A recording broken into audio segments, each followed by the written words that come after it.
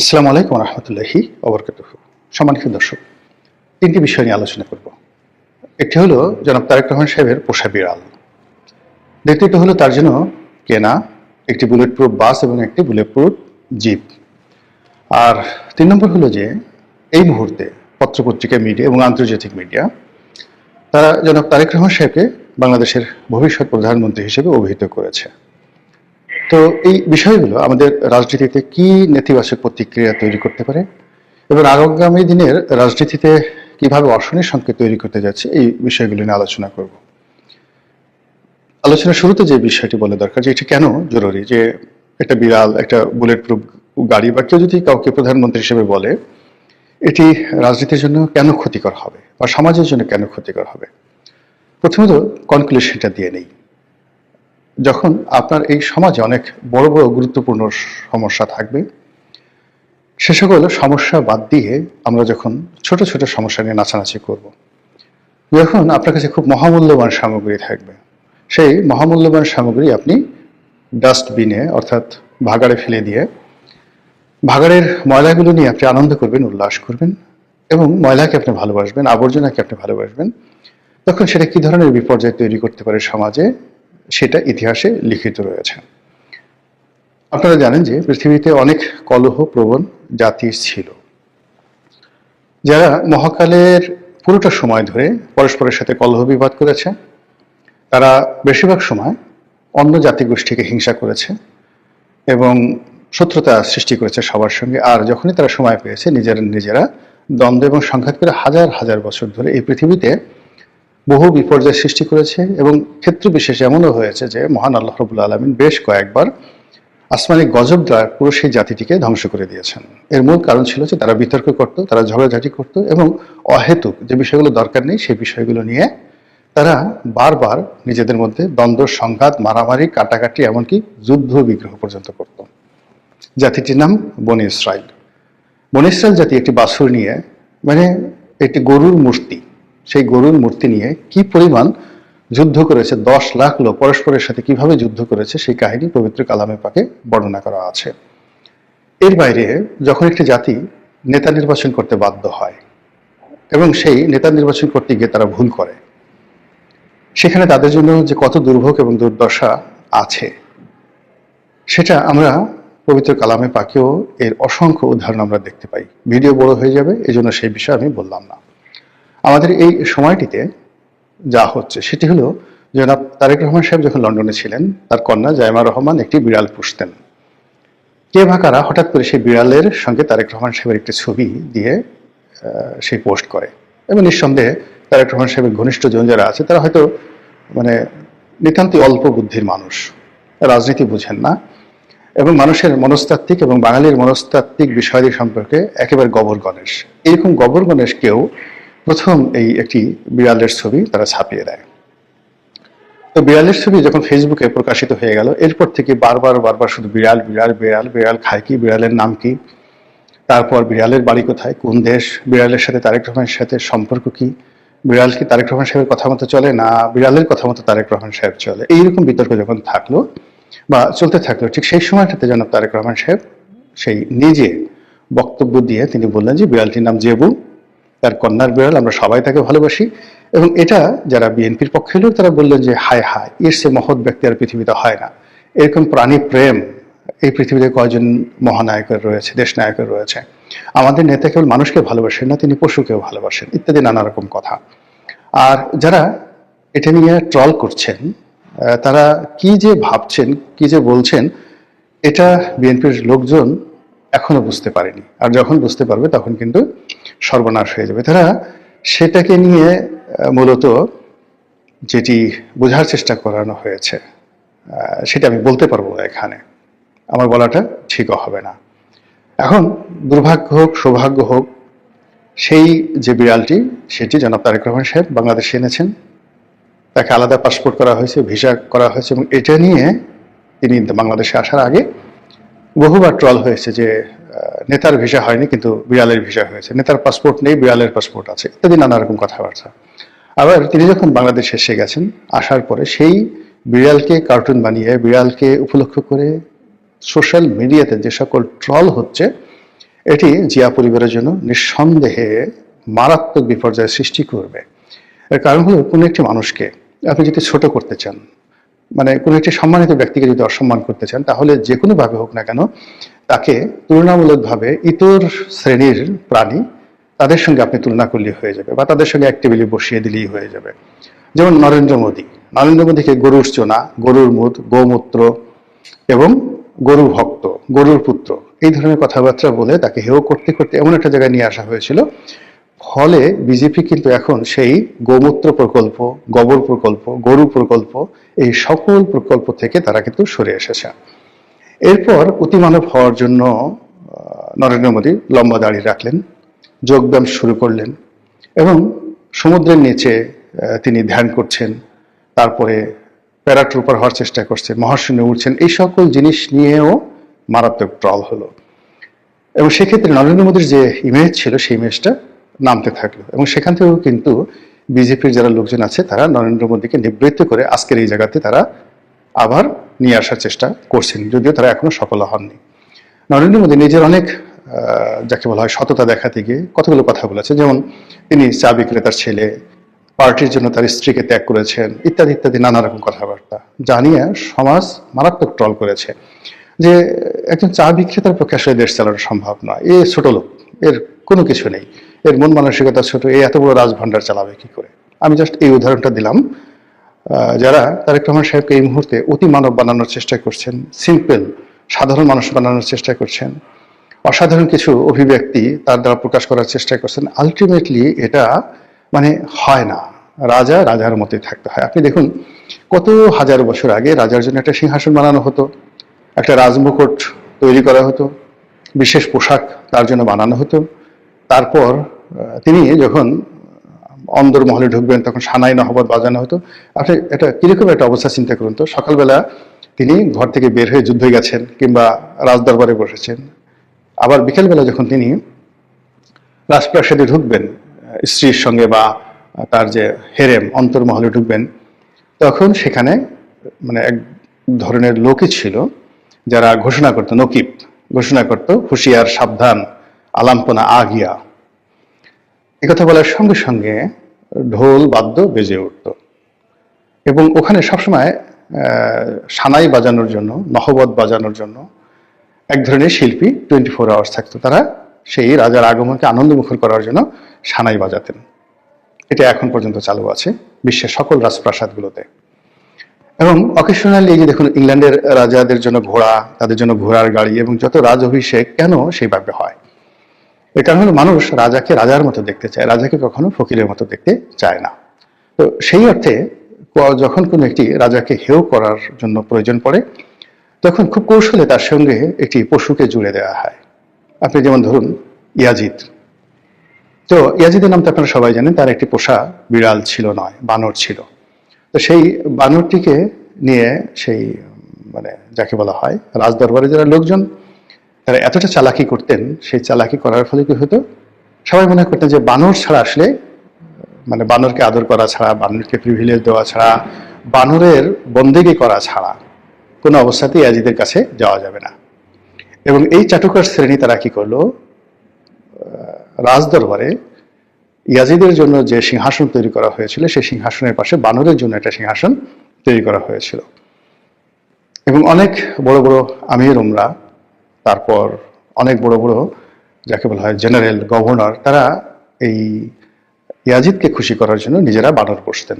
এর মধ্যে আবদুল্লাহ বিন জিয়াদ, যিনি কুফার গভর্নর ছিলেন এবং যার হাতে হযরত ইমাম হুসেন রাদিয়াল্লাহু তাআলা আনহু নিহত হয়েছেন, ইনিও এই ইয়াজিদের অনুকরণে বানর এর জন্য একটা সিংহাসন তৈরি করেছিলেন। এটা ইতিহাস। তো সেই দিক থেকে এখন বাংলাদেশের দুটো গ্রুপ হয়ে গেছে। একটা গ্রুপ এই জেবুকে নিয়ে বাড়াবাড়ি করছে, জেবু ভালো, এরকম ইত্যাদি ইত্যাদি। বিএনপির পক্ষের লোক, আমি সেটা বলবো না। বিপক্ষের লোক যেটা করছে সেটা হলো এই যারা মানে জেবুকে নিয়ে বাড়াবাড়ি করছে বা বিড়ালকে নিয়ে বাড়াবাড়ি করছে, তাদেরকে ছোট করার জন্য নানা রকম শব্দ, নানা রকম বাক্য, নানা রকম কার্টুন দিয়ে পুরো ইন্টারনেট সয়লাভ, দেখা যায় না, শোনা যায় না এই জিনিসগুলো। এই আবার অন্যদিকে যে হচ্ছে, বিএনপির যারা লোকজন আছে তারা মনে করছে যে এই কাজগুলো জামাতি বট বাহিনী করছে এই কাজগুলো আওয়ামী লীগের বট বাহিনী করছে। এজন্য জামাতের আমির বঙ্গবন্ধু শেখ মুজিবুর রহমান তাদের চেহারার সঙ্গে একেবারে বিড়ালের ছবিটা দিয়ে সুন্দর করে একদম বঙ্গবন্ধু শেখ মুজিবুর রহমানকে বিড়াল বানিয়ে দেওয়া হয়েছে, শফিকুর রহমান সাহেবকে বিড়াল বানিয়ে দেওয়া হয়েছে। এখন জামাতের যারা লোকজন আছেন, তারপরে আওয়ামী লীগের যারা লোকজন আছেন, তারা বিড়ালকে কি বানাবেন চিন্তা করেন তো। কার্টুন দিয়ে, ভিডিও দিয়ে কি বানাবেন? ফলে কি হলো, এই যে এখন তারেক রহমান সাহেব আসছেন, দেশে একটা পরিবর্তন হবে, একটা নির্বাচন হবে, সব বাদ দিয়ে সবাই এই বিড়াল নিয়ে ব্যস্ত হচ্ছে। এটা এই যে রাজনীতিটা যে বিরাজনীতিকরণ হয়ে যাচ্ছে, রাজনীতির ময়দানে সব গুরুত্বপূর্ণ প্রশ্নের পরিবর্তে যে বিড়ালের কথা, বিড়ালের চাহিদা, বিড়ালের খাবার দাবার, আহার, বিশ্রাম, নিদ্রা, পায়খানা, প্রস্রাব ইত্যাদি নিয়ে কথাবার্তা হচ্ছে। এর অর্থ এই জাতি আরো বড় একটা রসাতলের মধ্যে পতিত হওয়ার জন্য নিজেদেরকে প্রস্তুত করে ফেলেছে। এই যে বিড়াল নিয়ে, জনাব তারেক রহমান সাহেবকে নিয়ে যে আদিক্ষেতা হচ্ছে পক্ষে, তার পক্ষে যে আদিক্ষেতাগুলো হচ্ছে, এটা হাইয়েস্ট 3 থেকে 4 দিন থাকবে। এরপরে এই যে যারা বিড়ালের বিরুদ্ধে বলছে, তারা এটাকে ভাইরাল করতে করতে এমন একটা পর্যায়ে চলে যাবে যে এই জেবু রীতিমতো বিএনপির জন্য একটা, যাকে বলা হয়, সাইবার বুলিং ইনস্ট্রুমেন্ট হয়ে যাবে। প্রত্যেকটা বিএনপির যারা লোকজন আছে তারা নিজেদেরকে অপমানিত বোধ করবে, এবং এই বিড়ালের জন্য বিএনপির যত ক্ষতি হবে, আওয়ামী লীগ এত ক্ষতি হয়তো কোনোদিন করতে পারেনি। এই একটা জিনিস লিখে রাখেন। কাজেই এটা নিয়ে প্রথম দিন থেকে যারা কাজ শুরু করেছে এবং এখন পর্যন্ত এটাকে যারা প্রিভিলেজ দেওয়ার চেষ্টা করছে, তাদের ব্যাপারে বিএনপির যারা কেন্দ্রীয় নেতৃত্ব রয়েছে তাদেরকে সতর্ক হতে হবে। আর দ্বিতীয়ত, এই বিষয়গুলো থেকে কিভাবে বের হয়ে আসা যায় সেই বিষয়গুলো চিন্তা ভাবনা করতে হবে, otherwise that will create a huge problem. দ্বিতীয় যে বিষয়টি, সেটি হলো তারেক রহমান সাহেবের জন্য বুলেট প্রুফ গাড়ি আর বুলেট প্রুফ বাস। এখন এটা নিয়েও নানা রকম ট্রল হচ্ছে। জামাতের আমির বলছে আমাদের কোনো বুলেট প্রুফ গাড়ি, বডিগার্ড, গানম্যান কিচ্ছু দরকার নেই, আমাদের জন্য আল্লাহ যথেষ্ট। আবার আর এক গ্রুপ বলার চেষ্টা করছে যে উনি বুলেট প্রুফ গাড়ি এনেছেন, তো সেটা বাদ দিয়ে তিনি কেন বাসের মধ্যে চড়লেন, বুলেট প্রুফ বাসে চড়লেন। বাসের সামনে গ্লাসের মধ্যে দাঁড়িয়ে তিনি হাত নাড়াচ্ছেন, এটা দেখতে দৃষ্টিকটু, ভীষণ রকম, দেখতে একটা সার্কাসের মতো মনে হচ্ছে। তো এই যে কথাগুলো হচ্ছে, তারেক রহমান সাহেব এত কষ্ট করে আসছেন, তিনি সে দীর্ঘ জার্নি করে প্রথমে সিলেট থেকে ঢাকা বিমানবন্দর থেকে আবার সভাস্থলে আসা, কন্টিনিউয়াসলি 48 থেকে 56 ঘন্টার তার শরীরের উপরে ধকল শুরু হয়েছে। এর কারণে লন্ডনের 17 বছরের একটি সংসার ছেড়ে আসার জন্য তাকে অন্তত 24 ঘন্টা আগের থেকে তাকে প্রস্তুতি নিতে হয়েছে। এরপরে লন্ডন থেকে সিলেটের দীর্ঘ জার্নি, সেই সারা রাত জার্নি করে আবার সেখান থেকে ঢাকা আসা, তো সব মিলিয়ে এই যে এত একটা ক্লান্ত শরীর নিয়ে তিনি যে সভাস্থলে আসলেন, এই বিষয়গুলো ধামাচাপা পড়ে গেল তার এই বুলেট প্রুফ বাস এবং বুলেট প্রুফ গাড়ির জন্য। এখানে একটা ব্যাপার হলো যে মানুষের দৃষ্টি আকর্ষণ হয়, বিতর্ক তৈরি হয়, এরকম কোনো জিনিসই যাওয়া উচিত নয়, যেটি এই মুহূর্তে ক্রিটিক্যাল টাইমে যেটা সহজাত। যেমন তিনি যদি তার সাধারণ গাড়িতে আসতেন, এমনকি তার ওই বুলেট প্রুফ গাড়িটাতেও আসতেন, এটি নিয়ে কোনো কথাবার্তা হতো না। কিন্তু যখন এরকম একটা বুলেট প্রুফ আসলো, এটি নিয়ে এক ঝামেলা। 2 নম্বর আবার বুলেট প্রুফ বাসে কেন উঠলেন? 3 নম্বরে তিনি যখন মঞ্চে উঠলেন, মঞ্চে ওঠার পরে তিনি সাধারণ চেয়ারে বসার চেষ্টা করলেন, প্লাস্টিকের চেয়ারে বসার চেষ্টা করলেন। এই জিনিসগুলো অতি মানবিকতা, অতি ভদ্রতা, যেটা এই সমাজ গ্রহণ করে না। গেল এটা নিয়ে বিতর্ক, এবং এই বিতর্ক করার ফলে কি হলো, পুরো তার যে বক্তব্য, ওখানে লোকজনের উপস্থিতি, এটার যে ভাব গাম্ভীর্য, সবকিছু বাদ দিয়ে এই দুটো বিষয়, বুলেট প্রুফ গাড়ি এবং তিনি প্লাস্টিকের চেয়ারে বসেছেন, এক পক্ষ বলছে এটা ঠিক হয়েছে, আর এক পক্ষ ঠিক হয়নি। এটা নিয়ে তর্ক বিতর্ক যখন হচ্ছে, আলটিমেটলি তার যে ওয়েট, এই ওয়েটটা কিন্তু লস হয়ে যাচ্ছে। থার্ডলি, তাকে ভবিষ্যৎ প্রধানমন্ত্রী হিসেবে যে কথাগুলো বলা হচ্ছে দেশের পত্রপত্রিকার মাধ্যমে, মূলত রয়টার্সের একটা রিপোর্ট, সেখানে রয়টার্স যেভাবে ইংরেজি করেছে, সে ইংরেজির বাংলা দাঁড়ালে যে এই মুহূর্তে বাংলাদেশের জনগণ যারা আছে তারা তাকে ভবিষ্যৎ প্রধানমন্ত্রী হিসেবে মনে করছে, বাংলাদেশের জনগণ। আর জনাব তারেক রহমান সাহেবের যারা পক্ষের লোক, তারা বলার চেষ্টা করছেন যে বিদেশি পত্রপত্রিকা, গণমাধ্যম, রয়টার্সের মতো আন্তর্জাতিক মাধ্যম জনাব তারেক রহমান সাহেবকে বাংলাদেশের ফিউচার প্রধানমন্ত্রী হিসেবে আখ্যায়িত করেছেন। কাজেই তার প্রধানমন্ত্রী হওয়া ঠেকায় কে? আর ওটার অনুকরণ করে বাংলাদেশে যারা ইন্টেলেকচুয়ালি কারাপ্টেড পত্রপত্রিকা, তারা তারেক রহমান সাহেবকে ছোট করার জন্য তাকে ভবিষ্যৎ প্রধানমন্ত্রী হিসেবে সম্বোধন করছেন। এটা বলতে গেলে এক ধরনের পাম দেওয়া। বাতাস দেওয়া, এবং যখন কাউকে বাতাস দেওয়া হয় তখন সে তার ওজন হারিয়ে ফেলে এবং সে উড়তে থাকে। এটা যে কোনো মানুষই, এমন কোনো মানুষ নেই যে চাটুকার দ্বারা ক্ষতিগ্রস্ত হয়নি। বড় বড় মানুষ এবং মাঝে মধ্যে খলিফা আল মনসুরের মতো মানুষ, আপনারা জানেন আব্বাসীয় খলিফাদের মধ্যে যিনি সবচেয়ে মশহুর, যিনি এই আব্বাসীয় ডাইনেস্টির প্রকৃত প্রতিষ্ঠাতা বলা হয়, খলিফা আল মনসুর। তো খলিফা আল মনসুর হলেন বাদশাহ হারুন আর রশিদের দাদা। বাদশাহ হারুন আর রশিদের বাবার নাম খলিফা আল হাদি। খলিফা আল হাদির বাবার নাম হলো আবুল মনসুর, খলিফা আল মনসুর। তো তার বড় ভাই আবুল আব্বাস আর সাফা, যিনি এই যাকে বলা হয় সাম্রাজ্যটি প্রতিষ্ঠা করেছিলেন। তো খলিফা আল মনসুর তিনি প্রায় পাগলের মতো হয়ে যেতেন এই চাটুকারিতা শুনতে শুনতে, এবং তিনি বুঝতেন যে আমি যদি এইভাবে চলতে থাকি তাহলে আমি মরে যাব, আমি শাসন কার্য চালাতে পারবো না। এই জন্য কয়েকদিন পরপরই তিনি একাকী বের হয়ে যেতেন, সাধারণ মানুষের সাথে কথা বলতেন, এবং সাধারণ মানুষ যে তার সম্পর্কে, তার রাজ্য সম্পর্কে কি ধরনের নেতিবাচক কথা বলে, এই জিনিসগুলো তিনি শুনতে চাইতেন, যাতে তার ভিতর যে সবসময় একটা গর্ব অনুভব হয় সেটা না থাকে। আর দ্বিতীয়ত, তিনি খুঁজে খুঁজে উলি আল্লাহ, গাউস কুতুব এবং ঠোঁটকাটা প্রকৃতির সৎ মানুষ তাদেরকে রাজদরবারে আনতেন এবং প্রকাশ্য রাজদরবারে দাঁড়িয়ে তাদেরকে বলতেন আমার সম্পর্কে সমালোচনা করো। এবং খলিফা আল মনসুরকে তার প্রকাশ্য রাজদরবারে কিভাবে যে উলঙ্গ করে দেওয়া হতো। একজন বলতো যে আপনি হচ্ছেন সবচেয়ে বড় শয়তান, আপনি নিজে শয়তানি করেন, ভণ্ডামি করেন, আর আশেপাশে চারিদিকে সব শয়তানগুলো আপনি দাঁড় করিয়ে রেখেছেন। শয়তানগুলো দাঁড় করিয়ে রেখেছেন, বড় বড় শয়তানদেরকে আপনি গভর্নর বানাচ্ছেন, তাদের অত্যাচারে দেশের মানুষ অতিষ্ঠ, আর আপনি আমাকে ডেকে আমার কাছ থেকে সত্য কথা শুনতে চাচ্ছেন। ফাজলামের একটা লিমিট আছে। কে কথা বলেছিল এটা? ওয়াসিল ইবনে আতা। খলিফা আল মনসুরের রাজদরবারে ওয়াসিল ইবনে আতা রহমতুল্লাহ আলাইহে এই কথা বলেছিলেন, খোঁজ নিয়ে দেখেন। তারপরে ওয়াসকুরুনি, হযরত ওয়াসকুরুনি রাদিয়াল্লাহু তাআলা আনহু, তিনি খলিফা, যাকে বলা হয় খলিফা না ঠিক, তিনি বাদশা জাহাঙ্গীরের দরবারে উপস্থিত হয়ে কিভাবে তিনি সত্য কথা বলতেন।